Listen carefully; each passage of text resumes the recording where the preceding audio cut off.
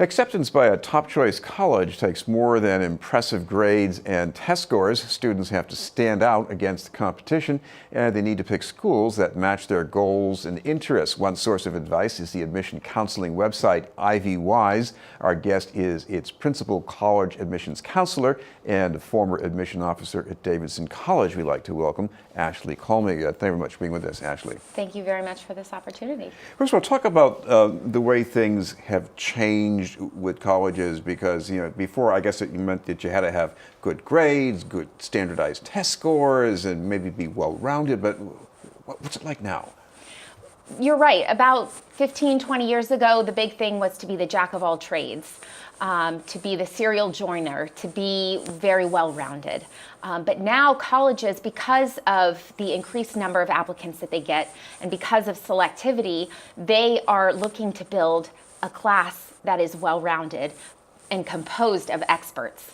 So it's in the best interest of a student who's looking for admission to a selective school to find or identify a niche area or an activity or a skill that can help them to stand apart. Yeah, explain that a little more, because you're talking about somebody who, maybe if they're at the relevant age, they're only in their sophomore or junior year in high school right now. I said, how do you become an expert? What does that mean usually?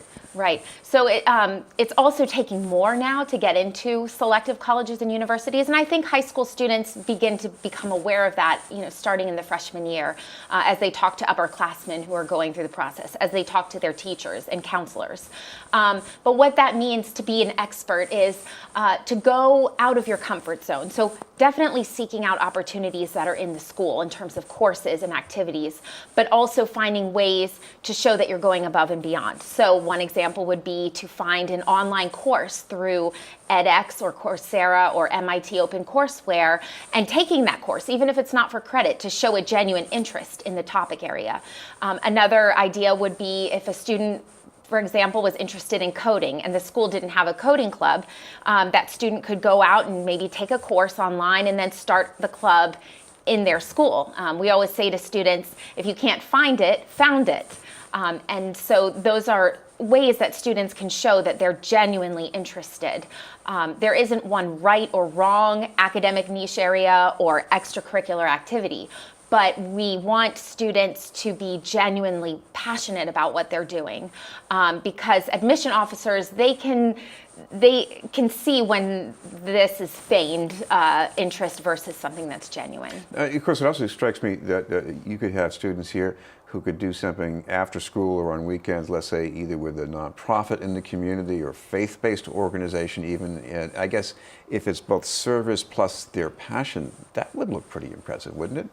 Absolutely. There are summer programs, there are organizations, nonprofits, community groups, churches.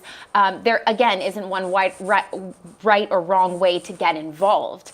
But the student should be constantly seeking how they can take that activity or that passion that they have and bring it to the next level. This is BNN News, and we're talking with Ashley Kollme from IvyWise.com. Ashley, I guess a lot of kids these days, they still grow up with the pressure to push themselves for prestigious colleges. What about that? I mean, is it really always about looking at the top 10 or the top 50, or should they be looking for something different? Well, we like to talk to our students about finding the best fit. And there might be a college that's ranked by U.S. News and World Report as number 1 or number 3 or number 5, but that may not be the number one school for that particular student. So we tell students there isn't there's a number one school that's for you. Now, certainly the more selective schools that have a reputation nationally, globally, they connect students with opportunities. You are becoming part of this lifetime alumni network. So there are certainly benefits to going to prestigious institutions, but there are this country has over 4,000 colleges and universities, and a lot of what students get out of college is what they put into it. So we encourage students to be very thoughtful about finding the school that's the right fit for them, visiting the college campuses, researching the school online, talking to current students when they go and visit the campus, and maybe even sitting in on a class, and also thinking about what their long-term goals might be and how school X versus school Y will help them to reach their goals. I can also easily imagine a strong candidate from a poor family who might say, "Oh, Harvard's just out of my league. They're too expensive." But maybe they're not expensive for certain students, right? Right. In the past several years, most of the elite colleges and universities in our country have put more and more emphasis on need-based financial aid, and many schools are actually eliminating need-based loans and replacing them with grants so that students are able to leave debt-free. The colleges have this philosophy that the finances should not hinder a student who is qualified and capable and who they want on their campus. So there are a lot of schools, and it actually tends to be the ones that are more expensive, that also have the largest endowments to be able to give aid generously. What's the best advice for students who want to deal with diversity in colleges? Because it could work in their favor. They could be part of what makes them diverse. So what's the best way for them to make something from that? Well, when we talked about how colleges are looking to build a well-rounded class of experts, it's not just well-rounded class of experts, but also diversity of all forms. And so that includes racial, socioeconomic, geographic, religious, political, all forms of diversity of a student's interests and talents. So I think every student can think about where they're from and what they've been, how they've spent their time outside of school and what they might have to offer that brings a level of diversity. Of course, another thing I've always heard is that it's great to visit a college, number one, because the student learns something from it, the parents learn something from it, and it impresses the admissions people. But is that fair? Because there's only so much time and so much money to visit all these colleges, I guess. Demonstrated interest has become so much more important in the admissions process ever since colleges have become more and more selective. So when the Common Application became available, it made it much easier for students to apply to a large number of colleges and universities.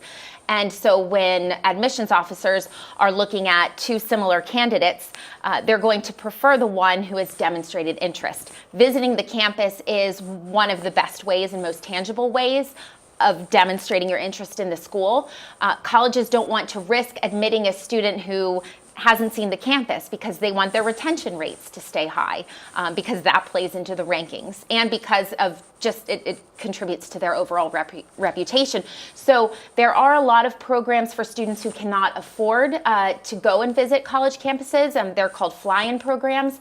And I believe that there are over 75 colleges and universities that have some form of fly-in programs that offer assistance to students who would be first generation or first in their families to go to college.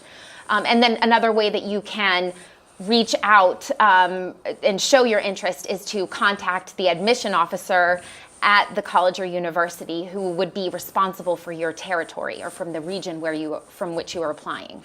I know part of the mix that's involved here is you maybe have to look at some tutoring, whether it's for exams or just the subjects in the school, and maybe just researching all these places. So these are things that you can all help with, I guess. Yes, IvyWise offers full programs for students from ninth grade on, which includes counseling, tutoring, academic support, test prep. But we also offer a lot of resources on our website, IvyWise.com, where anyone can go on and get some very valuable advice regarding the admission process. Thank you very much for being with us. Thank you. Ashley Kollme from IvyWise.com.